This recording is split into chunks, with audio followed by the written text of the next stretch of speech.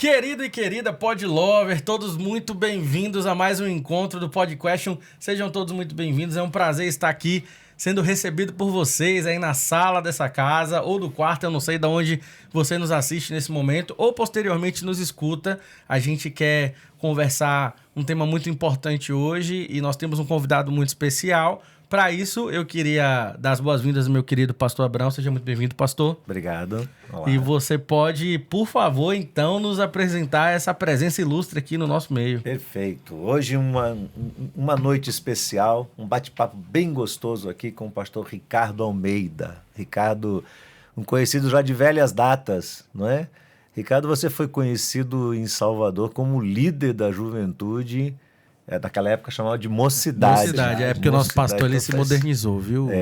Mas ele também está escondendo a idade dele. É porque ele na conversa pré falou mocidade, eu falei, dedurou a idade. Então, mocidade dedura, né? Pastor na primeira igreja batista do Brasil, que é aqui em Salvador, casado com Isabela Argola Almeida, pai do Felipe, de 20 anos, do Pedrinho, de 16 e da Rafa, de 7 aninhos. É isso mesmo? Perfeito, pastor. Seja muito bem-vindo, meu irmão. É uma alegria lhe receber aqui. Eu agradeço ao senhor. Eu dizia aqui em off que na igreja, no tempo de mocidade, pastor Wilson, mocidade, viu? Nós podíamos até esquecer se agosto tinha 30 ou 31 dias, mas a gente não esquecia duas coisas, que era o mês da mocidade, era agosto, e que o pastor Abraão tinha que estar com a irmã Cléo lá para ministrar para a gente. E foi um tempo muito precioso que vivemos ali, todos os anos que o senhor esteve conosco, sempre uma honra ali recebê-lo, e hoje está sendo aqui recebido pelo senhor. Um prazer também, pastor Wilson. Prazer muito obrigado por cuidar do meu garoto muito bem. Prazer, a honra é minha. Isso, então, só falando isso, você tem vínculos muito fortes com a IBAN, não é? Primeiro que a Isabela, de uma certa forma, foi daqui durante um período, ela não chegou a ser daqui. Não, Isabela não, mas a irmã dela e meu sogro e minha sogra tem mais de 20 anos. Seu Argola e Néia são aqui da nossa igreja, não é? E o Felipe está por aqui também, não é? Pois é, e a gente sempre veio das festividades, nos aniversários, né, nos momentos. Tinha um grupo de teatro, que eu não lembro bem o nome, que sempre vinha, a gente então era convidado por eles a vir para assistir aqui, participar dos cultos. Então a IBAN sempre esteve muito próximo do nosso convívio. Isso. Muito bom. Muito bem, e a nossa conversa de hoje é uma conversa séria, para lá de séria, né? Esse é um assunto que eu já há bastante tempo tenho desejado enfrentar e conversar sobre isso aqui nessa mesa. A nossa proposta de fazer esse programa é tratar sobre os dilemas da vida. E um dos dilemas que a gente se depara com muita constância no dia a dia é com o estado político do nosso país, não é? E as pessoas dizem, o crente não deve falar de política. Eu discordo radicalmente. Nós precisamos conversar sobre política. Nós vamos entender essa questão político-partidária, esse universo político-partidário que nos cerca e nos posicionar, tentar entender qual que é o nosso papel enquanto igreja dentro desse universo. Então, além de pastor ali na igreja, você é pastor de alguma área específica? Não, lá a gente chama de redes, né? Cada um tem o seu grupo aqui chamam de grupo familiares, lá células. Sim, então, perfeito. Eu sou pastor de um grupo. Você tem um grupo... 800 pessoas, eu e minha esposa cuidamos. Sob sua responsabilidade. É muita gente, 800 pessoas é muita gente para cuidar, não é? Cuidar. Então, além disso, você é vereador em nossa cidade, né? Há quanto tempo já? Segundo mandato. Concluindo, se Deus quiser, o segundo mandato agora em 31 de dezembro desse ano. E numa cidade como Salvador, os desafios imensos, não é?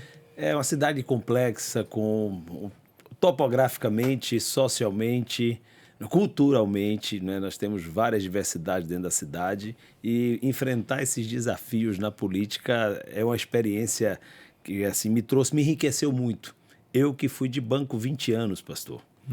Eu vivi no mercado financeiro, fui profissional do mercado financeiro, desde o Banco Bradesco, passei pelo Citibank, pelo Itaú, cheguei a ser regional da área de produtos do Banco Itaú, de onde pedi demissão para ir para a política.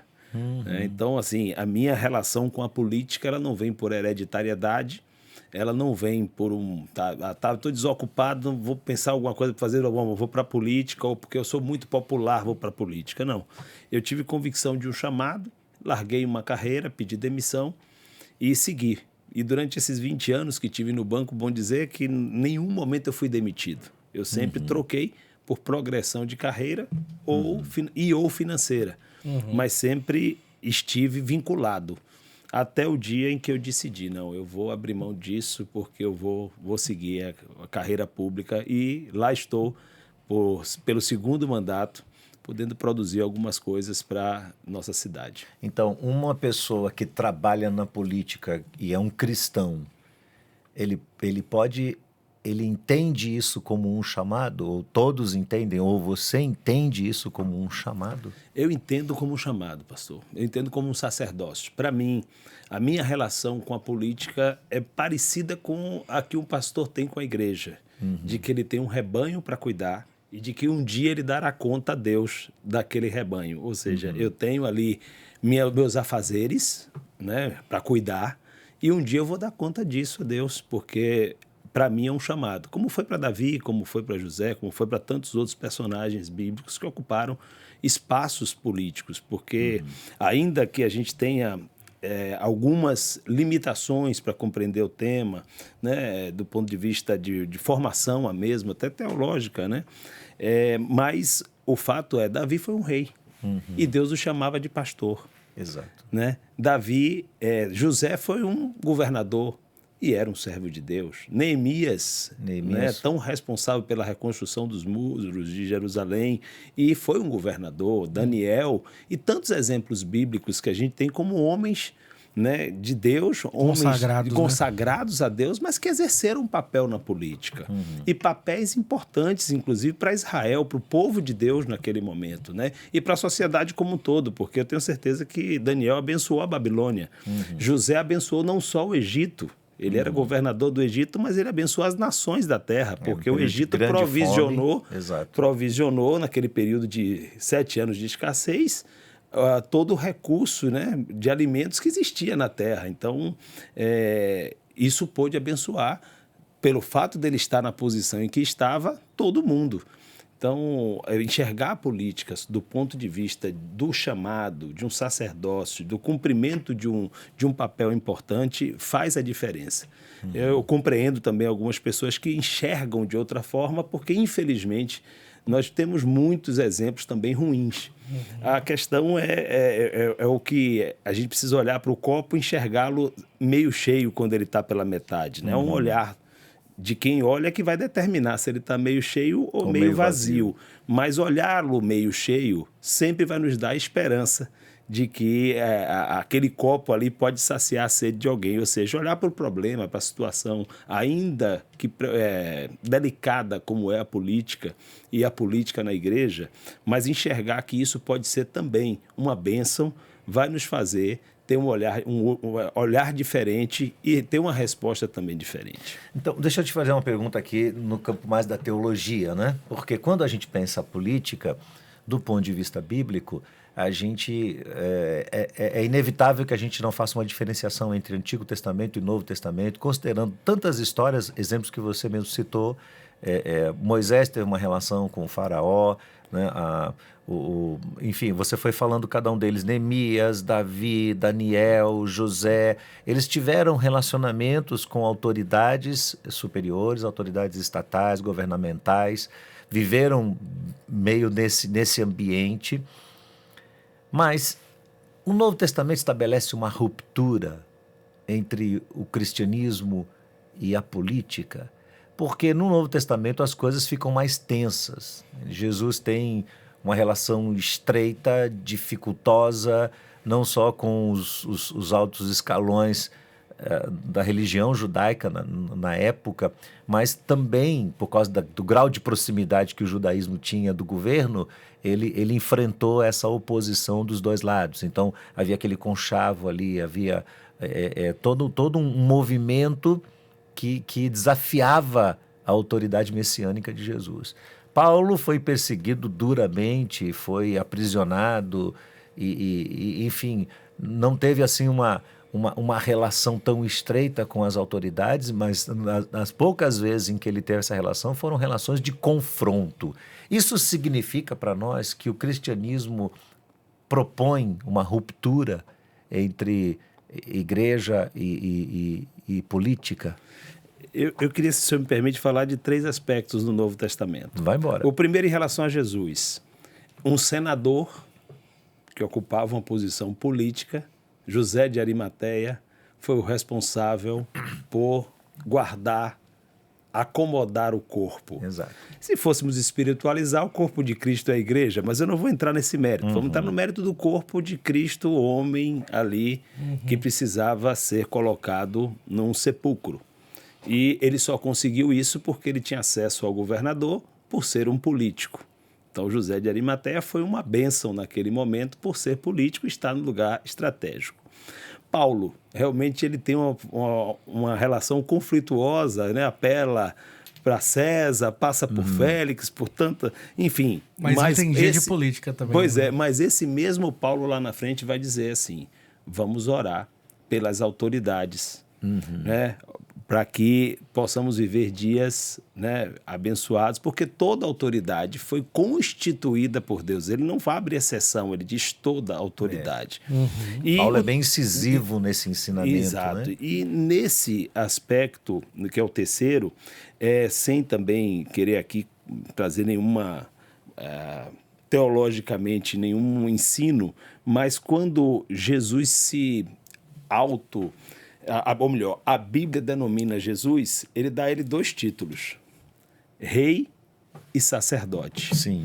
E assim, não há como não imaginar que rei é um título de governo, porque rei é um político na monarquia. Eu sei que é um paradigma que a gente tem aqui agora diante de nós para supor que Jesus é um político, mas não estou falando político de fazer política, de ocupar um papel de rei, de governador, de governar o universo. E ele diz, rei e sacerdote. Então, o papel religioso, ele está associado. E aí isso me remete a um texto, pastor, onde lá em Zacarias, o sacerdote e Zorobabel, a Bíblia vai dizer que os 2 são ramos de uma oliveira. E quando esses 2 ramos, eles estão juntos, eles vertem um azeite que a Bíblia diz que é um azeite dourado. É a única menção de um azeite dourado na Bíblia. Então, quando o sacerdote e o governo caminham juntos, ou seja, estão alinhados pelo bem do povo, pelo bem da nação, pelo bem do reino. Então, quando essas coisas se ajustam, há uma unção diferente, há uma unção aí da visão do profeta ali, que é um óleo dourado. Não sei se era um óleo de ouro, mas era um óleo com a cor diferente daquilo que ele estava acostumado a ver, ou seja, algo extraordinário acontece quando esses 2, o rei e o sacerdote, caminham juntos. E o exemplo de Davi é muito claro nisso, porque Davi foi um rei, Deus o chamava de pastor, mas ele cumpriu um papel governamental. Então ele era um político, porque rei é um político na monarquia. O regime de governo é que muda, mas o fato de ser político continua. E Davi, ele sempre que ele precisava tomar uma decisão, ele buscava e recorria ao sacerdote. Ele buscava e recorria a vou chamar esse ramo da oliveira. E por isso foi tão bem sucedido. Por isso teve um reino, claro, muitas guerras, muitos conflitos, mas muitas vitórias e muito êxito. E não por acaso, há vários versículos no livro de Samuel que diz assim, e Davi lograva bom êxito em tudo que fazia, porque o Senhor dos Exércitos era com ele. Isso tem umas 4 ou 5 menções, me falha a memória agora, mas do mesmo versículo, idêntico, em 5 momentos diferentes, mas ratificando que Deus era com Davi. Mas aí a gente vai ver, porque o rei caminhava sob a direção do sacerdote, né, obedecendo ali as instruções que ele recebia. Então eu enxergo que se conseguirmos alinhar essas 2 coisas, nós teremos uma sociedade abençoada, com princípios e valores, né, enriquecida não só de bens materiais, né, porque vão procurar o melhor para a sociedade, o erário vai ser preservado, vai ser bem cuidado, mas principalmente daquilo que a Bíblia nos dá de melhor, que é essa questão de termos valores e princípios que não só abençoam a nossa vida, a nossa casa, mas através de nós abençoam as pessoas ao nosso redor. Mas deixa eu jogar um pouco de gasolina nesse fogo aqui. Deixa eu beber um pouco d'água para dar uma... Porque no ano passado nós recebemos aqui a Convenção Batista Baiana, que é aquela convenção geral que acontece todos os anos, reunindo lideranças dos batistas baianos, né, como acontece com os demais batistas em todos os estados do Brasil. Todos os estados fazem uma convenção anual. E essa convenção aconteceu aqui no Templo da IBAN, em Salvador. E no primeiro dia, na inauguração do evento, foram convidados autoridades, as autoridades foram convidadas. E nós recebemos aqui o nosso governador e o nosso prefeito. Ambos estiveram aqui. São de partidos diferentes, são de viés político diferentes, e estiveram aqui e demos a ele um espaço para que eles saudassem os batistas baianos, não é? E depois daquilo segue-se os comentários de rodapé, os comentários do chat da internet. Redes sociais. Porque na rede social todo mundo fala o que pensa, né? Ninguém vem assim falar pessoalmente, mas manda o recado. E aí disseram, olha, um absurdo, porque trouxeram políticos. Teve um que disse assim, eu vivi para ver uma igreja colocar homens dessa qualidade num palco de uma igreja, profanando o santuário do Senhor e tal, e tal, e tal. E eu fiquei bastante impressionado com esse tipo de conversa, porque, primeiro, para mim ficou muito claro, nós estávamos colocando ali candidatos que estavam fazendo uma campanha política, estávamos ali colocando autoridades instituídas, né? O irmão citou aqui o texto que Paulo escreve a Timóteo, quando ele diz, antes de tudo, peço que se façam súplicas, orações, intercessões e ações de graças em favor de todas as pessoas, orando em favor dos reis e de todos os que exercem autoridade, para que vivamos uma vida mansa e tranquila, com toda piedade e respeito. Isto é bom e aceitável diante de Deus, nosso Salvador, que deseja que todos sejam salvos e cheguem ao pleno conhecimento da verdade. Então, a orientação bíblica, conforme foi dito aqui já, Paulo era muito incisivo nessa questão de interceder, respeitar a autoridade, dar honra à autoridade, né? Então, o que aconteceu naquele momento é que a liderança da convenção trouxe o governador, o convidou para uma programação, e bem como o prefeito, e os recebeu aqui. Eles foram extremamente gentis e saudaram todos os convencionais que aqui estavam. E eu entendo que há uma responsabilidade muito grande da parte da igreja de entender o seu papel em face daquele que exerce uma autoridade, daquele que é uma autoridade constituída, autoridade essa que a Bíblia diz que nós devemos respeitar. Mas isso se confunde, porque você falou dessa associação entre rei e sacerdote. Ocorre que nos primórdios da igreja, a associação da igreja com o Estado foi muito ruim. Desastrosa. A igreja anglicana, da qual os batistas vão se derivar, os anabatistas, que é um movimento contra, né? É justamente porque não souberam caminhar nessa relação. Então foi uma relação permeada de interesses, né, pessoais, não é? de conchavos. Então havia uma dominação política se utilizando ambos os lados ali para poder se aproveitar o máximo possível e retirar das pessoas o que elas tinham de melhor. Quer dizer, foi um período trágico da história, não é? Como é que a gente traz esse pensamento hoje? Como é que a gente pode fazer com que as pessoas compreendam qual é de fato o papel da igreja, qual é de fato o papel do político e onde é que eles devem trabalhar juntos, se é que devem trabalhar juntos? Primeiro, pastor, assim, com relação à convenção, eu estava aqui naquela oportunidade e vi. Sim, e saí muito feliz por ter visto um gesto de cordialidade de lado a lado. Né? Dos batistas em convidarem essas autoridades, dessas autoridades em estarem presentes, né? Mostrando o quanto para eles representava a Convenção Batista, porque não era nem ano eleitoral, como o senhor bem disse. Então, se fosse por interesse político, não estariam aqui. E terceiro, porque se trataram muito bem, apesar de estarem em lados política e ideologicamente opostos. Então, achei, sob esse ponto de vista, interessante vê-los ali, né, respeitando quem pensa o contrário, mas desses sobre esses 3 aspectos, muito interessante. Mas uma coisa que eu queria dizer, pastor, aqui nesse copo tem água. Água é o bem mais básico que alguém pode ter na vida.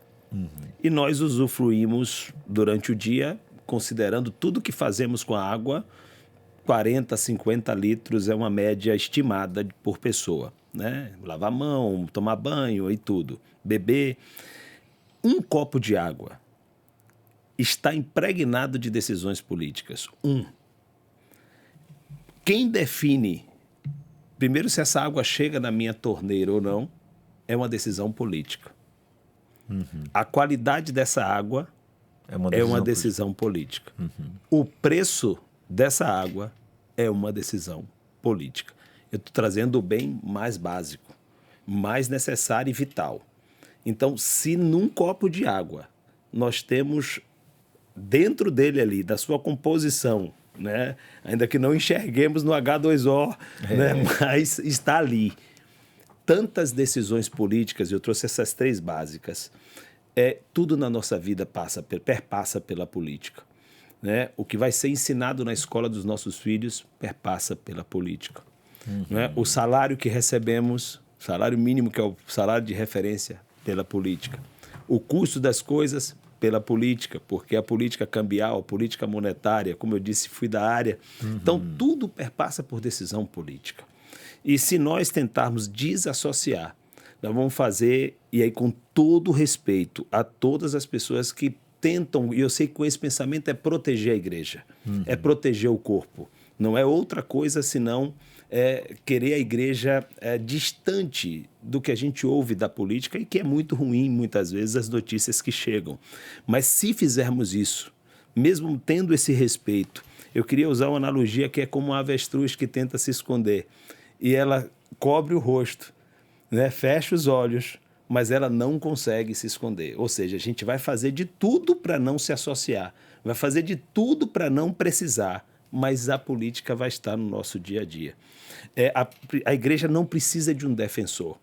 Eu já disse isso em algumas entrevistas, inclusive em rádios seculares. Você representa a igreja? Não, eu sou da igreja.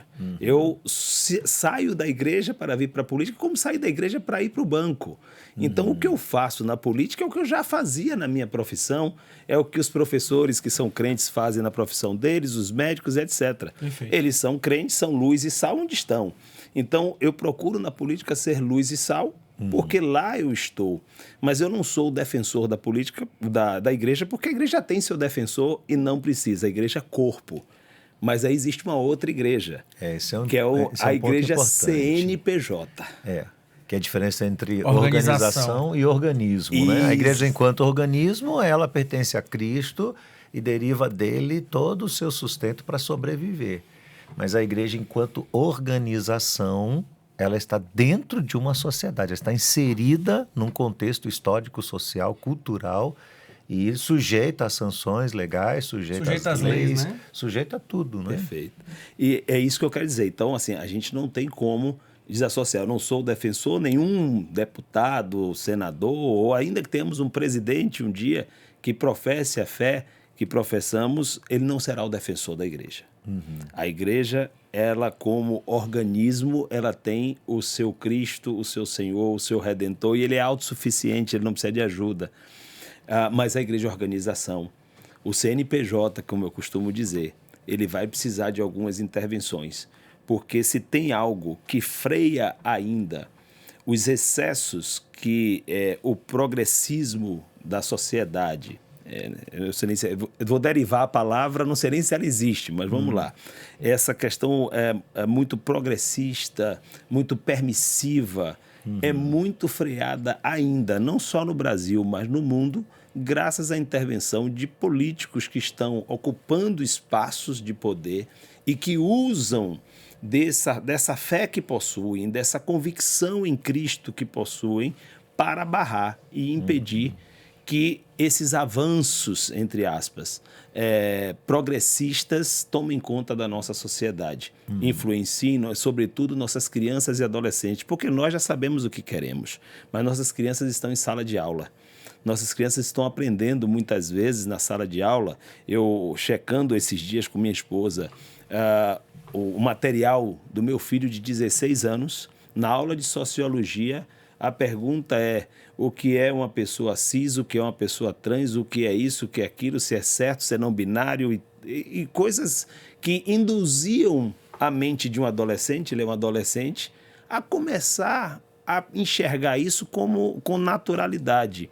E eu estou falando de uma escola particular, de uma escola que é uma escola com princípios, que nós com o tempo tivemos o cuidado de buscar. Agora imagina se não fosse a política como isso não estava, né? Porque a gente sabe que as diretrizes do MEC, elas vêm a partir também, como um copo de água, de decisões políticas.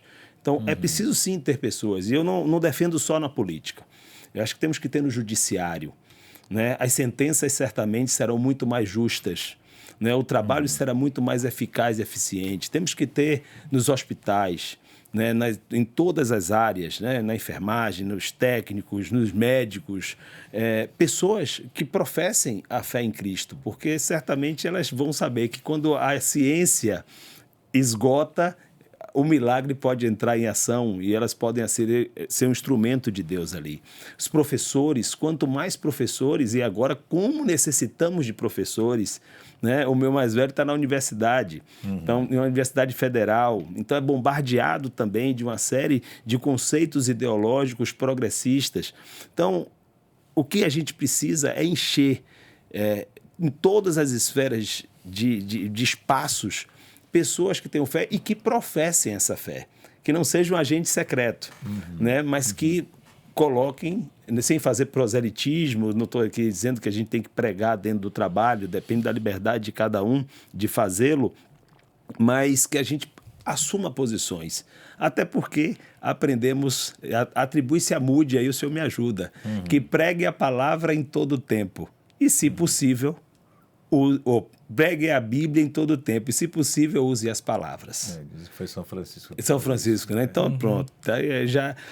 Mas o fato é concreto. Então, as pessoas querem ver o seu exemplo, o seu modelo. Então, seja na política, seja no judiciário, seja nos hospitais, seja nas faculdades ou escolas, onde quer que estejamos, que as pessoas possam ver em nós. Somos a carta aberta, né? Lida por todos. Mas os cristãos, chamados cristãos, que se corromperam dentro da política? Porque, assim, escândalo não falta no Brasil. Qual a sua visão dessa política brasileira? Falando de uma forma bem aberta, qual a sua visão da bancada evangélica?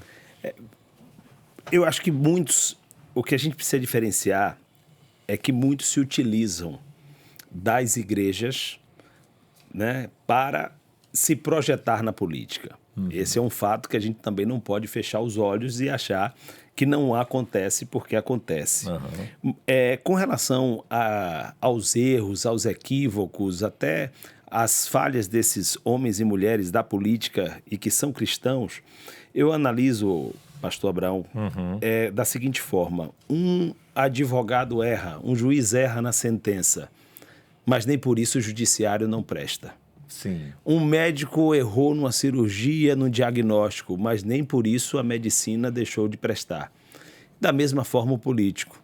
Não vamos passar pano, achar que não errou, falhou, né? E, lamentavelmente levando o nome de Cristo, mas não é por isso que a política não presta. Até porque não há como nós, e aí eu vou ter que repetir isso de novo, não estarmos inseridos ou sermos envolvidos na política, direta ou indiretamente, no nosso dia a dia. Então, assim, eu penso que nós precisamos ter critério no voto. Eu, como disse, fui gestor durante um grande período da minha vida. O primeiro critério não era que o funcionário fosse crente. O primeiro critério é que ele fosse qualificado, é que ele fosse preparado. Eu tinha uma vaga, essa vaga tinha um perfil profissiográfico, e eu precisava que os concorrentes ali a esta vaga preenchessem os pré-requisitos para isso. Certo. Mas, no final, se houvesse um empate, ou se todos estivessem muito próximos, é óbvio que se tivesse alguém que professasse a minha fé, que fosse cristão, isso poderia ser até um fator para que eu tomasse a decisão final. Não era o fator primário, mas ele era um fator, sim, para que eu tomasse minha decisão no final de tudo. Da mesma forma na política, nós temos que analisar a qualidade das pessoas que estão na política, ou que estão se apresentando como candidatos. Essa pessoa tem condição de representar? Ela tem condição de defender? Qual foi a experiência? Qual o gabarito que ela tem? Né? Aí voltando para Davi. Davi, quando se apresenta para derrotar Golias, ele apresenta para Saul o seu currículo. Olha, já matei, eu estava guardando as ovelhas do meu pai, e se apresentou um leão, depois se apresentou um urso, eu peguei o leão pela barba e matei. Fiz o mesmo com o urso, ou seja, havia um currículo que habilitava ele, ainda que a gente sabe que não foi nem a força, a capacidade dele de ter matado o Mas alguma urso. história construída já havia, né? Mas ele tinha o que apresentar. O que eu quero dizer é o seguinte, você tem que ter o que apresentar. A pessoa chega, não, porque eu sou crente, eu agora quero ir para a política, porque eu quero lá defender o evangelho. Não, você pode defender o evangelho onde você está, no seu condomínio. Ah, não, eu quero fazer o social, então vou para a política. Eu faço social a vida inteira. Eu conheci minha esposa, a gente ajudando, somos casados há 24 anos, um centro de recuperação. Então, como voluntários, com Dona Neia, que é a ovelha do senhor, que é minha sogra, e nós fazíamos trabalho social. E não éramos políticos, minha esposa tem de social, eu bancário, e nós sempre ajudamos, contribuímos, sem precisar ser político. Não é isso. As pessoas às vezes se equivocam, né, na decisão de querer ir para a política. Não sou muito popular, então vou para a política. Não. O que é que lhe habilita a estar lá? Qual o pré-requisito que alguém precisa preencher para ocupar o espaço de vereador, de deputado, de senador, de presidente, de prefeito ou de qualquer cargo eletivo? Eu acho que perpassa muito também por aí, né? Essa análise criteriosa de quem é aquela pessoa e quais são as habilidades, competências que ela possui para exercer esse cargo, como se fosse uma seleção dentro de uma empresa. Como a gente faz para quase tudo na vida e às vezes na política quer não levar a sério, né? Você tem quase 8 anos de vida pública. Nesse tempo, quem lhe serviu como encorajamento, como inspiração na política brasileira, ou do Estado, ou da cidade de Salvador? Quem é o político que, quando você olha assim, você diz, valeu a pena conhecer aquele camarada e andar perto dele? Tem algumas figuras que, assim, pela conduta ilibada, elas inspiram a gente. Eu citava mais cedo, né, Walter Pinheiro, que é muito próximo também de nós, até suspeito de falar, porque eu, em vários encontros de casais, muito antes de pensar em política, já encontrava Walter e Ana servindo. E ele político. Eu nem imaginava que um dia ele ia para a política, mas ele já estava lá servindo, ministrando, palestrando, ajudando casais, ajudando famílias. E quando eu entrei na política, inevitavelmente ele passa a ser alguém que a gente observa, né? Que a gente tem, poxa, esse cara pertenceu a um grupo político, ele ocupou diversos cargos públicos, até hoje ainda ocupa, e você não ouve falar minimamente mal dele, né? Eu me refiro à conduta, né? Caráter, ética, de responsabilidade. Então, para falar daqui da Bahia, eu sou bairrista, viu, professor? Viu, pastor? Você é paulista, mas eu trago muita coisa aqui para a Bahia. Então, para falar de um baiano, né? E um baiano que comunga da nossa fé, falar de Walter, né? Que é um cara que a gente tem, assim, uma referência de família, de cristão, né? Já está na sua, acho que, 3ª ou 4ª geração de cristãos na família, né? E para mim é alguém que me inspira, ainda que em campos diferentes, observe, mas não é isso. Sim. A guerra não pode ser do azul contra o vermelho. A guerra tem que ser do certo contra o errado. A guerra tem que ser do ético contra aquilo que não é ético. A guerra tem que ser essa. E a gente acabou entrando muito nesse viés de partidarismo, de bandeiras, de coloração partidária. E isso é muito ruim. Claro, eu tenho a minha, mas isso não pode me impedir de olhar para o outro lado e dizer, poxa, tem Walter Pinheiro e eu gosto dele, ele é um cara sério, ele é um cara que vale a pena. E igual a ele, obviamente, tem diversos outros. Então, você me pediu uma referência, a referência para mim seria ele. E na história do Brasil? Na história do Brasil, a gente tem tanta dificuldade, mas tanta dificuldade. Eu gostava do estilo prático de Ulisses Guimarães. Né? Acompanhei ainda adolescente, na minha pré-adolescência, início de adolescência ali, a Constituição, né? A construção da Constituinte. E ele encabeçando aquilo ali, junto com Antônio Carlos Magalhães, com tantos outros, que também foi um grande político, não podemos, tinha seus defeitos, suas falhas, mas foi alguém que amou a Bahia e trabalhou muito por esse estado. Então a gente tem essas referências, né, de políticos que nacionalmente se destacaram e lutaram por um Brasil melhor. Tiveram, obviamente, coisas que eles fizeram e que eu digo para o senhor, poxa, isso aí eu não aprovo, mas, no geral, Ulisses Guimarães, para mim, é uma figura muito interessante para ser analisada. Estudei um pouco a história dele, gosto muito da história de Antônio Carlos Magalhães, de como ele começou, do amor dele pela Bahia, do trabalho que ele fez por esse estado, ainda que há controvérsias, eu também possuo algumas controvérsias em relação a alguns comportamentos dele, mas não posso negar que ele foi uma figura que politicamente contribuiu muito para o desenvolvimento do nosso estado. Perfeito. Quando você olha para o horizonte do Brasil hoje, né, agora falando em termos mais gerais da política brasileira, nós estamos caminhando. E nesse processo existem ganhos e perdas. Como é que você enxerga hoje a política em geral no Brasil, o rumo da nossa nação? O nosso país, ele ainda é muito, ele é democratizado. Nós somos ainda um bebê na democracia. E isso ainda faz, como nós vamos imaginar uma vida, né, pessoal. Na adolescência, a gente fez coisas que hoje a gente olha para trás e diz, poxa, eu não faria isso. Ou a gente diz para o nosso filho, não faça isso. Mas quando éramos adolescentes, fazíamos, porque éramos adolescentes. Então, eu enxergo politicamente o Brasil assim, como um país recém-democratizado, ou seja, novo, que ainda está amadurecendo, e aí ainda muito dessa luta ideológica, ainda que exista, os Estados Unidos é democratizado há muito mais tempo, mas ainda existe também a questão da coloração, mas eu vejo lá, ainda que acirrada as disputas, mas ainda muito mais cordial do que o que vemos aqui.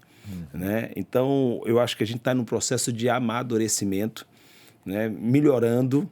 Eu espero que consigamos isso. Tivemos aí, nesse processo de democracia, um impeachment recente, outro presidente anteriormente empichado também, né, o Fernando Collor, e a gente tem uma série de desastres que foram acontecendo que vão fazendo com que esse cidadão, e aí a igreja é um extrato da sociedade, está também dentro da igreja e esteja desgostoso com a política. Porque ele olha e vê, peraí, rapaz, aqui no Brasil já aconteceu tanta coisa, eu não quero um irmão meu. É por isso que eu disse, né, mais cedo que eu sinto como um instinto de proteção, né? Aquele desejo de proteger. Não, eu não quero um irmão meu metido com isso. Eu não quero que a igreja se meta com isso, porque eu não quero que a igreja se macule. Então, eu vejo como uma intenção boa, mesmo discordando desse pensamento, mas eu enxergo nele uma boa intenção de preservação da santidade ou até da autoridade da igreja, porque isso acaba, essas máculas, de certa forma, expõem até a nossa autoridade como cristãos e como igreja. Mas, enfim, eu enxergo o Brasil num caminho... eu gosto de enxergar o copo meio cheio, pastor. Apesar dos pesares, eu enxergo grandes avanços, significativos avanços na política brasileira. Muito bem. E me diga uma coisa, o Wilson é pastor de adolescentes, ele trabalha com essa turma que está num período de descoberta, de formação, né?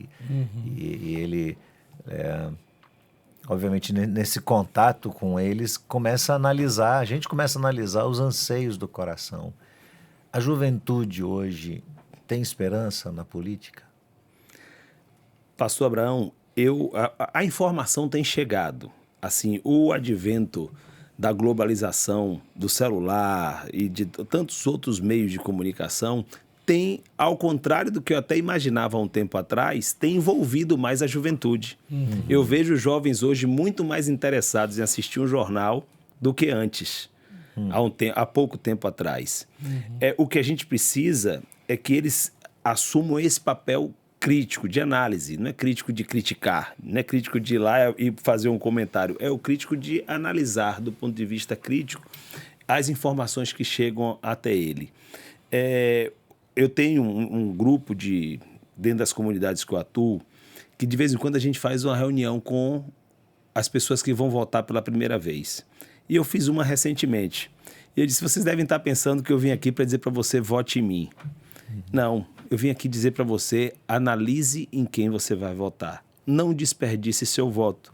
Não troque seu voto, porque nas comunidades de fé onde participamos, né, o entendimento é um pouco diferente, né? Até pela escola bíblica, pelas ministrações, enfim. Mas nas comunidades mais carentes é muito comum a pessoa trocar o voto por alguma coisa, por algum objeto, por um valor. É o famoso voto de cabresto antigo, né? Pois é. Então a instrução é essa. Não receba nada pelo seu voto. Seu voto vale muito mais porque ele vai valer 4 anos de trabalho dessa pessoa. E ele não pode ser trocado por R$50, ele não pode ser trocado por uma camisa, por um boné. Então, avalie, seja crítico, estude, vá na vida da pessoa. Hoje todo mundo tem rede social. Pega o Instagram dele, passa o dedo, aí ele fala assim, passa o dedo umas 5 vezes para cima, para você olhar como ele era em 2020, em 21, em 22, em 19, em 18, porque é fácil construir um personagem agora. Mas vai lá atrás, nas coisas que eles postavam, nos valores que ele mostrava, porque as redes sociais, ainda que você maqueie, existe a possibilidade de ela ser maquiada, mas em algum momento vai estar lá o extrato da sua vida. Então, é importante você analisar isso, já que você não pode estar na casa dele, não mora no condomínio ou na casa ou próximo dele, mas pelo menos você tem que ter algo. Vai lá dar uma olhadinha se ele já é alguém que ocupa cargo público, qual foi a produção dele, quais foram os projetos, o que é que ele defendeu, o que é que ele acreditou durante esse tempo, quais foram as pautas e bandeiras que ele carregou durante esse período que ele trabalha. Então, eu trago muito para o adolescente, principalmente do primeiro voto, essa ideia de que ele precisa ser criterioso e começar a votar e votar certo. Né? Ainda que possa haver alguma decepção no meio do caminho, eu já votei e me decepcionei, eu já votei e me arrependi. E sou um homem politizado há muito tempo, político há pouco tempo, há 8 anos, mas politizado há muito tempo. Então, a gente não pode perder a esperança, como eu disse. O juiz errou na sentença, não é por isso que o judiciário não presta. O médico errou na cirurgia, não é por isso que a medicina não presta. A gente tem que ter sempre a esperança de que há, sim, a possibilidade de ser melhor da próxima vez. Ricardo, você acredita que a nossa sociedade soteropolitana tem sofrido por causa da violência? Muito. Por quê? Muito.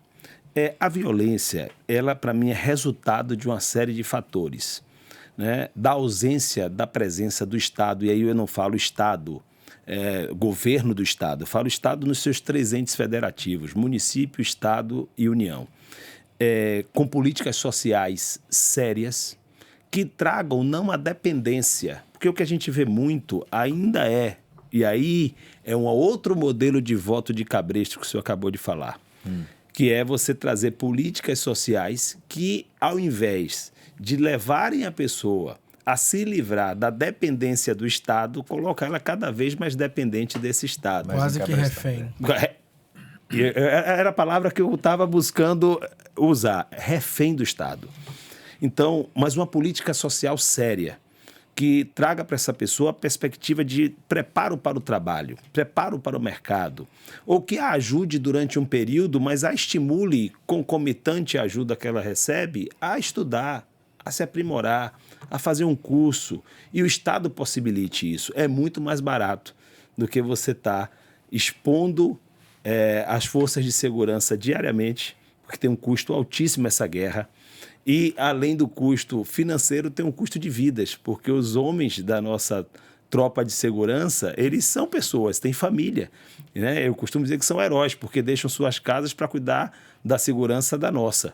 Então, política social, e na política social vem a educação, que é fundamental. É outra coisa que a gente tem ainda no Brasil. Politicamente, eu imagino que a gente tem avançado, mas nessa questão da educação a gente precisa ainda mudar a realidade. É muito comum, eu ando às periferias, eu ando nas comunidades. Depois eu quero falar por que eu faço isso. Mas eu vejo nas periferias, às vezes, os meninos. Você vai ver muito comum, quando estão me filmando na comunidade, minha equipe, eu vejo uma criança com a bolinha na mão e eu perguntar, já foi para a escola? Que horas você estuda? Ah, eu estudo de manhã. E por que você está aqui, já que é de manhã? Ah, mas hoje não teve aula. Então, enquanto meu filho na escola privada, ou o filho de alguém que está na escola privada, tem todas as aulas, com raríssimas exceções o professor falta, e quando falta tem um substituto. Nas escolas públicas essa realidade não é a mesma. E aí a gente acaba formando o quê? Pessoas que não sabem, pessoas que não conseguem disputar uma vaga, não conseguem disputar um concurso, não conseguem ter acesso a um mercado de trabalho no mesmo nível, né, de outros que tiveram um estudo preenchido, com todo o seu tempo preenchido. Então, a gente precisa ter política social, a gente precisa ter educação e a gente precisa ter oportunidade de trabalho, emprego e renda, e não a dependência do Estado. Eu não gosto dessas políticas que aprisionam e que tornam refém a pessoa. E com relação à violência, esse trabalho, eu tive recentemente com o secretário de Segurança Pública, que me recebeu muito bem, estive lá com Isabela, minha esposa, porque ela faz um trabalho com crianças e adolescentes, muitos deles em medida protetiva por terem sido violados em seus direitos. E fomos lá para conversar com o secretário. E uma das minhas falas foi, secretário, as igrejas estão nas periferias. Elas já estão lá. As tropas de segurança, elas entram. E quando elas entram, elas são vistas. As igrejas estão lá. Não é que a igreja vai fazer o papel de segurança, até porque a gente não quer expor a igreja isso. Mas as igrejas podem prestar um serviço social fantástico, que ocupe o espaço, né, onde essa criança, esse tempo que essa criança está na rua, não aprendendo nada ou aprendendo coisa ruim, e ela vai estar tomando um curso, ela vai estar aprendendo algo, ela vai estar tornando esse tempo onde ela estaria aprendendo ali talvez a criminalidade, dar os primeiros passos em direção à criminalidade, porque por trás de cada criminoso tem uma história. Tem uma pessoa que tem uma história. A gente olha friamente e, claro, não estou protegendo aqui, não é uma questão de proteção ao erro, mas existe uma história por trás daquele cidadão ali, daquele indivíduo, e que se a gente for apurar, a gente vai ver que lá atrás não só a família falhou, mas o Estado também falhou. Então a gente precisa de políticas públicas que tragam perspectiva de futuro para esse jovem. Jovem que não sonha, que não tem expectativa de nada, como que a gente vai exigir muita coisa dele? E às vezes o tráfico pagando, né? Pois algum dinheirinho. Não tem emprego formal, mas você vai ganhar para fazer isso, vai ganhar para fazer aquilo, e quando pensa que não, ele já está completamente envolvido. Perfeito. Provérbios 29:2 diz assim: quando o justo governa, o povo se alegra, mas quando o perverso está no poder, o povo geme. A gente olha esse gemido, né, da nação brasileira e das grandes cidades. Salvador fica ali entre a terceira e a quarta cidade, né, disputando com Fortaleza, ali uma vez ou outra, enfim, em terceira ou quarta maior cidade do Brasil. A gente tem medo de andar nas ruas, né? A gente não tem essa segurança, tem essa questão, essa deficiência na educação, e você deixou isso bem claro. A gente olha para as escolas públicas hoje sem muita esperança de que vai haver algum tipo de modificação nesse processo já viciado, né? De tanta coisa ruim que acontece dentro dessas escolas. E nós temos sérios problemas na área de saúde. Qual a sua expectativa nesse novo momento de Salvador? Aí vem as eleições estão chegando, aí as cidades brasileiras todas vão escolher seus governantes. Quais suas expectativas em relação a Salvador? Salvador... Nos próximos anos. Nos últimos anos, houveram alguns avanços, né? Há muito que se fazer. A verdade é essa. Salvador é uma cidade ainda muito desigual. Salvador é uma cidade onde nós, no índice de cobertura da atenção básica, temos ainda alguns avanços a alcançar. Recentemente foi entregue o primeiro hospital municipal, público municipal, foi entregue há 4 anos. Salvador é a primeira capital do Brasil, assim, cronologicamente, né, estabelecimento. De história, então, chegamos primeiro aqui, né? Pois é, então não tem sentido isso. Nós não tínhamos, aliás, ainda não temos, está em construção, uma maternidade municipal, né? Muito embora a saúde complexa, a saúde básica é função do município, a saúde complexa é função do Estado, e aí Estado... não sabia Bahia. disso, não. Não sabia dessa divisão. É como na escola. A básica, a educação básica infantil, ela é do município. E a partir dali é o Estado. Não é escolas municipais e estaduais no mesmo nível de avanço? Não. Só atenção básica. Então não tem escola municipal com ensino médio, é isso que você quer dizer? Não tem. Então você tem um limitador por lei. Certo, o que não impede o município de ter, mas como se o município não consegue suprir toda a demanda da básica, não tem por que ele se meter numa esfera que não é da competência dele. Certo. Mas tem feito. O hospital municipal é um apoio à saúde. O hospital, a maternidade, o hospital pediátrico está sendo construído, onde era ali o Hospital Salvador, na Federação. Também é mais uma forma de contribuir com a saúde. A fila da regulação, a gente sabe, né, a dificuldade que é para alguém que não tem plano de saúde, né, acessar.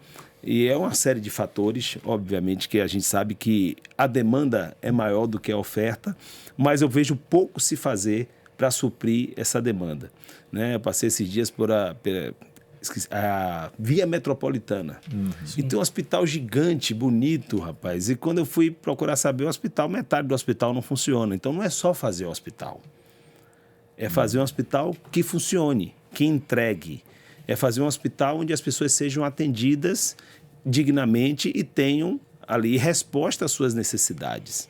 Então, isso é necessário. Para não parecer que estou falando só do governo do Estado, no município também. Nós temos postos de saúde onde as pessoas vão, tem que chegar de madrugada e não tem médico. Então, a gente precisa também corrigir muita coisa. Alguns avanços aconteceram, tanto no Estado como no município, sim. Mas ainda há muito que se fazer na área de saúde. E a gente espera que nos próximos governos isso aconteça. Olhar para Salvador de 8, 10 anos atrás não é a mesma coisa de olhar para Salvador de hoje. Mas, pelo déficit que sempre vivemos, ainda o avanço não é suficiente para que a gente possa dizer, uau, estamos muito bem. Estamos bem, mas muito bem, ainda temos um caminho a trilhar. Sim, perfeito. Você tem expectativa de mudança? Tem expectativa de melhoria, sim. Eu acho que o segundo mandato ele é sempre mais desafiador. Né? É possível, pelas pesquisas, que o prefeito ele seja reeleito. Independente se ele for reeleito ou se outro assumir no ano que vem, o que a gente tem agora é uma responsabilidade grande de quem chegar, seja o prefeito para um segundo mandato ou seja um novo. Por quê, pastor? Quando eu trabalhava no mercado e a gente era transferido, a coisa mais difícil era assumir uma agência boa, que estava dando resultado, que estava dando lucro, porque o desafio sobre ela é muito grande, o olhar sobre ela é muito grande. Meio kamikaze. Pois é. Agora, quando a agência era ruim, estava dando prejuízo, em dificuldade, qualquer coisa que você fizesse era percebido. Exato. Então, é a mesma coisa. Salvador não é uma agência ruim. Salvador é uma agência que está dando resultado. Então, quem assumir, seja o prefeito Bruno Reis, sendo reeleito, ou outro, vai ter o desafio grande, porque não pode fazer menos do que tem sido feito. Então, por isso, a minha expectativa e esperança é que melhore a cada dia em função disso. Porque a cada dia que passa, volto a dizer, eu acho que as pessoas estão mais informadas sobre políticas. Ainda que não gostem, não queiram se envolver, mas informação tem. Então vai ficar mais difícil conquistar o voto se não fizer um trabalho com eficiência, com resultado, com entrega, como a gente está acostumado a ver nesses últimos anos. E com relação aos cristãos, qual que você acha que deva ser a responsabilidade? Você é um pastor, você cuida de almas, né? Tá responsável por 800 pessoas, né? Deve lidar aí com os conflitos conjugais, familiares, os dilemas que as famílias enfrentam e tudo, e ver a angústia do coração de muitos deles. Cada pessoa, obviamente, que frequenta uma igreja, que está buscando a presença de Deus, tem suas questões familiares que precisam ser solucionadas.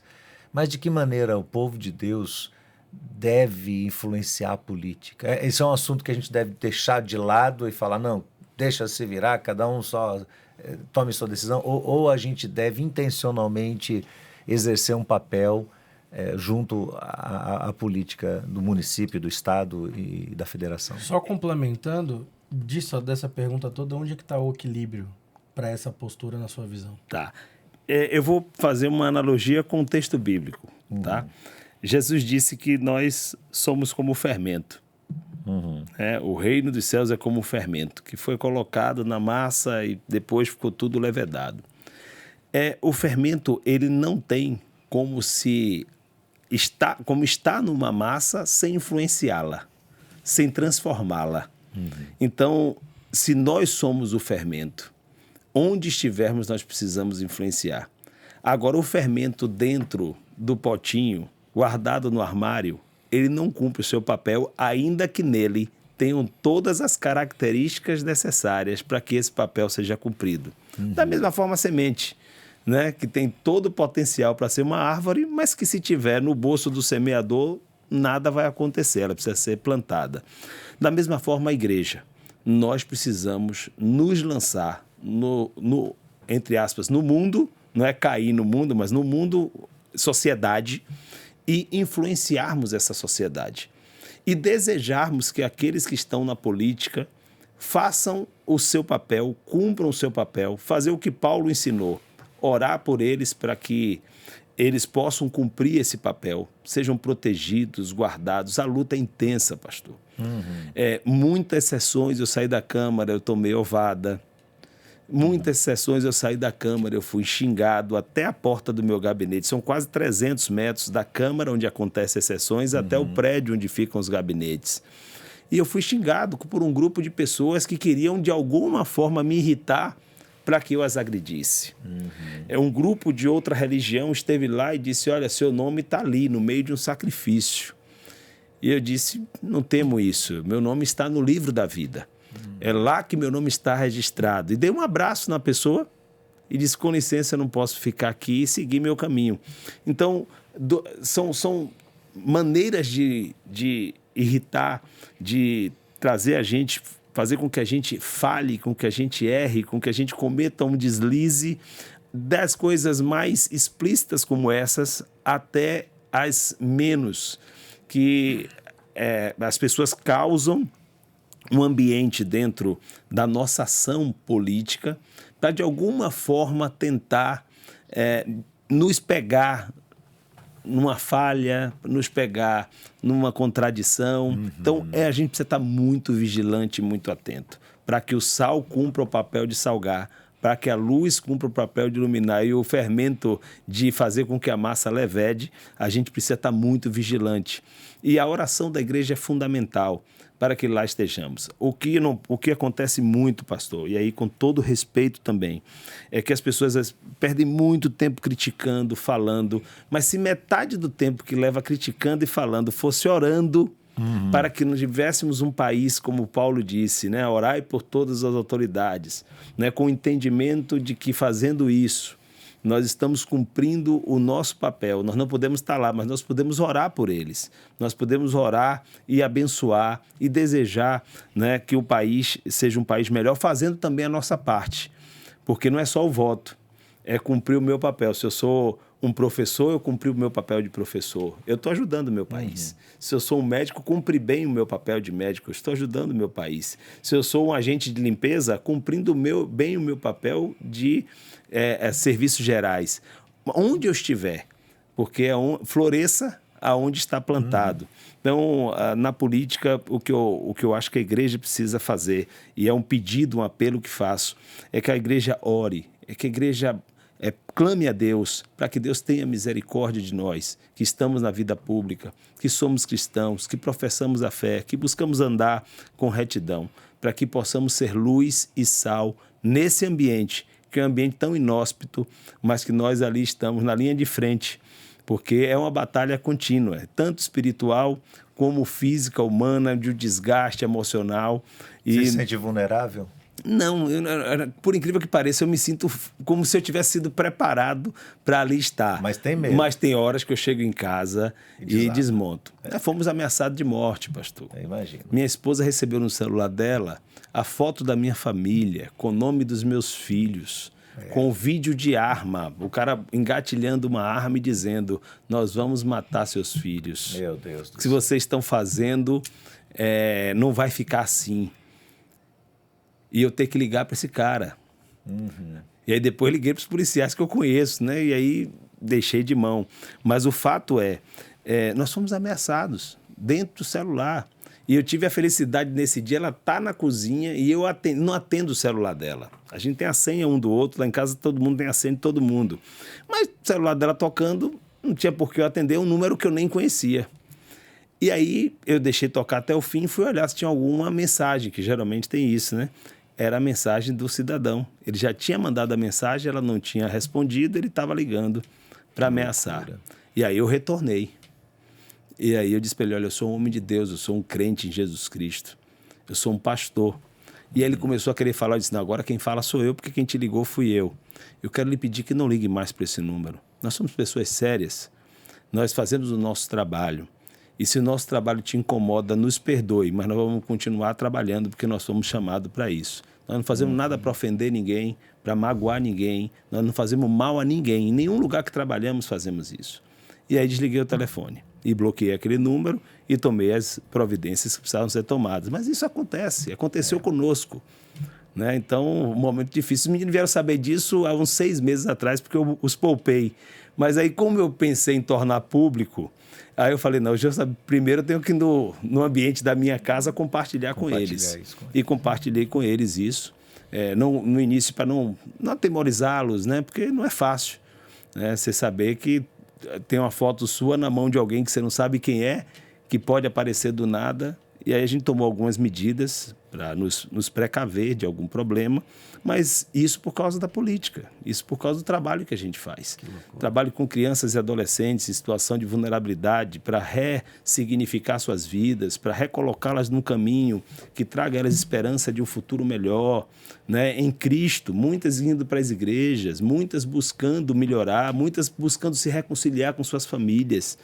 E isso incomoda, a gente sabe, porque nós não espiritualizamos tudo, mas também não podemos não espiritualizar. Não, claro, com certeza. Né? Então, a gente sabe que tem também um fator espiritual muito forte. Exato, com certeza. Eu fico contente de a gente poder conversar isso aqui, porque esse é um espaço que a gente tem essa liberdade, né, de falar sobre isso. Eu tenho um respeito muito grande por sua pessoa. Obrigado, pastor. Conheço seu trabalho junto à prefeitura. Nossa igreja tem sido muito abençoada por sua intervenção. Hoje, como foi falado aqui já, né, nenhuma organização, né, religiosa ou qualquer que seja a organização consegue se virar sozinho no meio público, burocracia. Na burocracia pública. Você precisa ter alguém que lhe ajude ali, que lhe acompanhe, que sinalize o caminho. Pelo menos para instruir os passos, porque às vezes nem os passos estão claros, né? Exato. Né? Então, a sua participação tem sido muito positiva para nós. De maneira que esse nosso bate-papo aqui, além de ser um grande aprendizado, um grande prazer para a gente, é também uma forma de lhe agradecer sua intervenção, seu cuidado, sempre presente por nós esse tempo todo, né? A nossa oração é que Deus lhe abençoe. Amém. Obrigado por ter coragem de compartilhar questões tão particulares, que envolvem inclusive sua família, né? São receios que ficam presentes, mas isso faz com que também a figura do homem público se humanize, né? Porque as pessoas costumam olhar para o homem público como um grande herói que não cai nunca, e não é assim. Ou um grande vilão, né? Ou um grande vilão que não presta para nada, né? Então, Então, existe por trás disso também um servo de Deus, uma pessoa que está ali a serviço do reino de Deus, imbuído desse chamado, desse compromisso de ter sido chamado por Deus para cumprir a sua missão ali dentro. Que Deus possa lhe abençoar. Né? Amém. A gente está chegando ao fim, né? Mas uma coisa que eu me recordei, assim, pensando, ouvindo muito, né? o senhor falar, a gente combinou de chamar você, né? Pastor, vereador, amigo Ricardo. É que como pastor também nós não nos escondemos aqui, né? Eu e o pastor Abraão somos pastores. O senhor também é pastor. Sim. Estamos entre 3 pastores aqui. É muito comum a gente sempre estar pronto para acusar o que vemos, né? O próximo, né? Mas muitas vezes como sociedade, e eu digo como cristãos, se a gente quer ver o exemplo na política, nós temos que também ser exemplos, não só no desenvolvimento do nosso papel, mas na nossa ética. Porque, infelizmente, nós somos conhecidos, né? Nossa cultura brasileira, pelo jeitinho brasileiro, né? É uma frase Sim. que nós nos habituamos a falar, inclusive, sem gerar ofensa, né?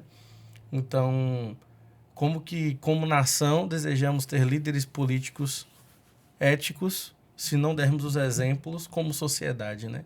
Muito fácil acusar o erro do outro. Não que a gente queira passar pano pro erro de ninguém, mas uma sociedade que reflete políticos que lideram e governam com ética precisa ser oriundo de uma sociedade que age assim, né? Então, Perfeito. se nós formos corruptos como sociedade em geral, nossas lideranças não serão éticas de maneira correta, né? Uma coisa está vinculada à outra. Queria agradecer a você, né, que está aí conosco até esse momento. Obrigado por nos acompanhar. Tem alguns recadinhos especiais. No nosso próximo encontro, depois de hoje, no dia 27, a gente vai exibir o nosso episódio entrevistando a Naná Castilho e a Cláudia Lotti. E o tema vai ser Toda Mulher Trabalha. Já faz um tempinho, né, que saímos do Congresso de Mulheres e ainda colhemos as excelentes consequências de tudo que foi ensinado. A gente quer trazer esse tema, Toda Mulher Trabalha. Vamos dialogar sobre isso de uma maneira mais destrinchada, um formato um pouco diferente aqui nesse diálogo aberto. E você é o nosso convidado super especial. Não só você que é mulher, mas todo homem, adolescente, jovem, conte conosco. Ricardo, muito obrigado por estar aqui conosco. Obrigado, é um privilégio lhe receber, abençoe, viu? Uma E honra fica pra aqui mim. a nossa gratidão e o nosso anseio em oração, como crentes, como pastores, que o Senhor guarde você e sua família livre Amém. de todo mal e que o Senhor capacite você, continue capacitando a cumprir a missão para a qual Ele te chamou. Amém. Muito feliz por estar aqui também. Pastor Abraão, obrigado. Pastor Wilson, muito obrigado. Deus abençoe vocês. Vamos dar um tchauzinho ali para geral da câmera e nos encontramos no próximo episódio para lidar com outros dilemas. Pode?